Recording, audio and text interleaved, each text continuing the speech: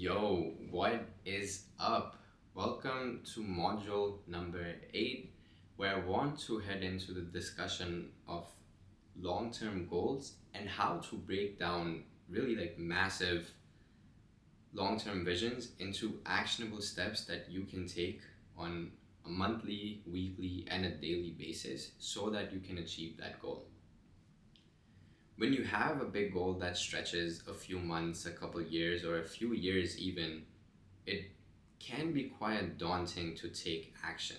In fact, many people are paralyzed from taking action when the goal is just too far out of reach. And that is why it is so crucial to break down overarching goals into actionable steps that you can focus on. Let's head into discussing how to actually do that. Step one here is to have a vision. Dream, reflect, and write down your long term goals, whether that is to build a better physique, graduate from high school or college, start a side hustle, learn a new skill. I don't know, whatever it is that your goal is, write it all out. What it is that you really want to accomplish. After you write that down, it's time to break down and ask yourself, what do I need to do in 3 months to move closer to this goal? Then dig further. What steps can I take in 1 month to make this 3 month plan a reality? Following that, you have to just keep drilling down where you ask, what do I need to do on a weekly basis to support these monthly objectives? And finally, what daily actions can I commit to that align with these weekly goals and weekly tasks? It's basically creating a funnel where you start from the overarching goal, you break it down into a segment of a few months, let's say in this case 3 months, and then filtering down a little bit more into what you can do in 1 month and what you need to do on a weekly basis, and then what you need to do on a daily basis to really get to that final goal. Another step here is to include your why, because writing down why you want to achieve your goal, this is something that we've discussed before, so hopefully this is a reminder and a refresher that on the days you don't feel like taking those daily action steps, you can refer to this why, you can refer to this purpose, you can refer to this reminder of why you should keep going, why you should continue to take those daily steps, because that goal is something that's personal to you. The more you can dig deeper into the why of why you're pursuing something, the stronger your reminder will be on the days where you don't feel like doing that thing or taking action for it. This is the exact process that I've used countless times, over and over again, to nail down my long-term goals. For instance, securing a full tuition leadership scholarship when I was in high school so that I could attend a private institution, private college, so I could get a good education. During undergrad, I worked on several research projects. Few of them were with NASA while I was still just a college undergrad. And then following college, getting a high-paying full-time job after graduation, applying to graduate schools while I was working my full-time job that was paying me very, very well, publishing research papers, building my YouTube channel. I've worked on countless projects, and even within these things, there were long-term projects that I worked on that really allowed me to build a life that feels meaningful and fulfilling to me, and is something that necessitates an authentic expression of who I am and remaining in touch with my inner self. The goal here should be to focus on the process. After you're breaking down your goals, you gotta shift your mindset to let go of the big outcome and direct your energy to concentrating on the daily and weekly tasks. The reason you should employ or consider employing this mindset is because the truth is that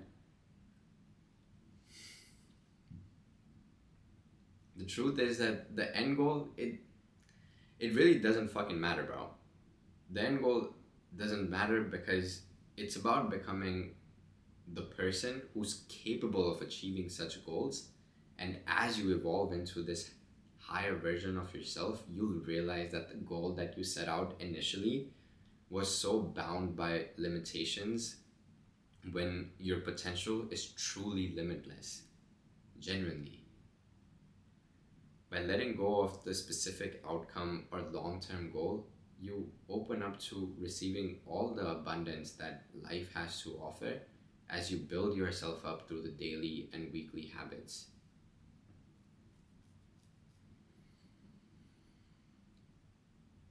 This also ties into the core concept of some of the spiritual learnings that I've really employed over the past couple years. It's good to have goals. It's good to have those long-term goals that you want to strive for. Yet, as you work as you work towards those goals, you gotta let go of that fixation on the outcome or the final destination. Because if you keep holding on to one idea or one way that things are going to turn out, if they don't turn out that way, you're going to be extremely disappointed and you're going to think that you're not successful when that's not the case. Because any effort that you put in towards achieving this goal, it's not going to waste. You built yourself up and you can use that in any area of your life. Which is why when you let go of this fixation on a specific outcome, it can manifest itself in ways that are far beyond your imagination. Like when people say, God works in mysterious ways or life works in mysterious ways, like it really does. And sometimes you achieve so much more than you initially even expect simply because you're able to let go of an expectation or a fixation on a specific outcome. Continue to put in the fucking work and trust and surrender the illusion of control that something is going to turn out in a specific way. Like right now, I just want you to take a moment and also revisit and reflect back on module 4 where we discuss how to build and sustain habits, because those practical steps will help you to stick with your daily and weekly action steps for your long-term goals. And again, another concept I want to remind you of is progress over perfection. The goal is to keep improving and embodying a better version of yourself. If you need to slow down or even have to take a step back from certain action step for some time, so be it. But don't let that stop you. Always jump back in and keep fucking going. The small changes are gonna add up. This is one of the biggest learnings that I've had in the past 10 plus years. I am where I am because I just never gave up or stopped. If something didn't work, I reiterated, tried again, and honestly, that's key.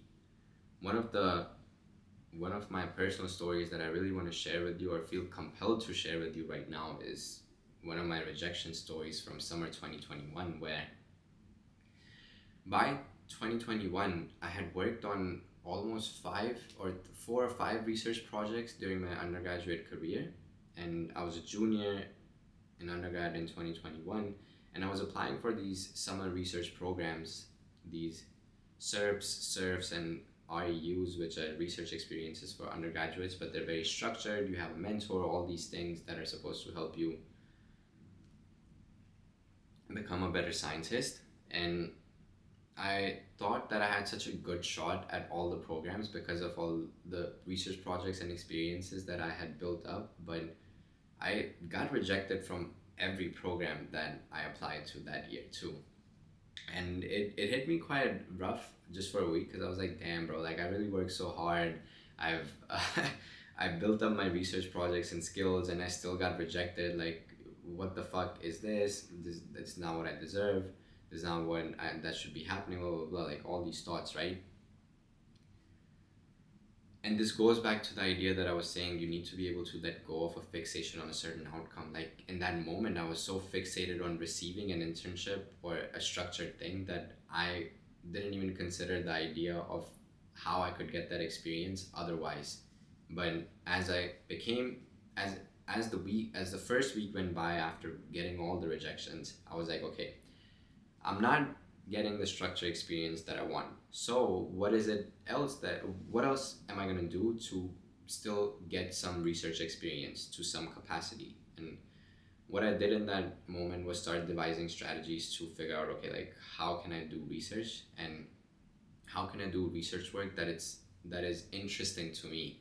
So what I did was I started looking up scientists and their research work, and started cold emailing the ones that I was like, yo, you do some, like, your research is really cool. My experience is in this, and I really feel like we have this overlap, and I would love to speak to you, learn more about your projects, experiences, etc. And when I would get on a call with some of the scientists, I would ask them, like, if there's a research project that you've been meaning to work on and you want help with, like, I'm willing to offer myself and my time to you for free, and I'll figure out the funding situation on my own. And that was, I would say, one of the first times in my life where I really truly had to let go of my fixation on the outcome. And when I did that, I opened myself up to so much more opportunity, because when I started meeting with the scientists over the next month and a half, I met with maybe like 10 plus ish people. I can never remember the full number, but I only got one yes, as to one person said yes to mentoring me for a project, and that was the deputy principal investigator of a space exploration mission. Like, she's a big name in the community, such a humble and down to earth person, so knowledgeable, and so much mentorship to offer to me that I would not have gotten that kind of personal connection and experience in a structured program at all. And the ability to have the independence and the project that was genuinely interesting to me and was important to me just made it so much better. If I kept holding on to that fixation on, no, it needs to be structured, it needs to be an RU or a SURF or a SERP, I would have never been able to go, like, meet Dr. Trainer and go through that experience, have her mentorship. And the craziest thing is that that project led to the first scientific paper that I got to publish in the Planetary and Space Sciences Journal as a first author, or as a lead author on that paper. That's very unheard of in undergraduate, in the research field. Not everyone's able to get lead author papers out during their undergraduate careers, especially even when you're doing REUs or SERPs or SERFs. So the craziest thing is that I turned that rejection into something that was so meaningful and it allowed me to build something better for myself that was beyond my wildest of imaginations. And that's really what I want to pass down and want you to consider as well. Like, don't place limitations on yourself. Have a goal and work towards the goal, but then let go of fixation or expectation of how that goal is going to turn out, because if you keep putting in the work, I promise you that it will turn out so much better than your brain can, or your mind can even fathom or imagine. Life is so much more abundant than we let ourselves believe sometimes, because we have these self-limiting beliefs that have been instilled by other people, social media, and just society conditioning, that when we let go of that, life is so magical. Life turns into uh, like, you'll see what I'm talking about. You'll feel these feelings as you continue to work on yourself and embody your higher self. I know it because I've developed. I'm getting emotional just speaking about this, but I remember the time where I used to sleep on when I first moved to the US. I used to sleep on the floor in my grandparents' apartment, and now I'm at a point where I own my own house. Like, I have a home. It's just extremely humbling and gratifying, and I wasn't planning on including any of this in the video, but it just came out and I had to let it flow. And I hope you're able to grasp that putting in the work while letting go of the fixation on the outcome is going to be something that's very crucial to embody as you continue along in your journey. With all that said, heading into the action step for this module, set a clear goal for yourself for the next 3 months. Then outline the steps to achieve it by asking yourself, what do I need to do on a monthly basis to reach this goal? What should I accomplish weekly to align with the monthly steps? What daily actions can I commit to that contribute to the weekly tasks? Write these out, create a simple plan, and then commit to it. Have your why. Write your why down and fucking put that shit up on the wall, bro. That's gonna be a reminder when you feel like you don't wanna do that thing. This exercise will help you break down a daunting goal into manageable action steps and establish a routine that you can actually follow. Again, this plan is a living document to be revisited and adjusted as needed to fit in your personal life that feels meaningful and fulfilling to you. And with that said, we've officially covered the core content of this course, and I'm so grateful and proud of you for continuing on this journey with me. In the next and final module of this course, we'll recap key concepts, tie everything together, and just show you the interconnectedness of all the different modules that I put together. I'll see you there.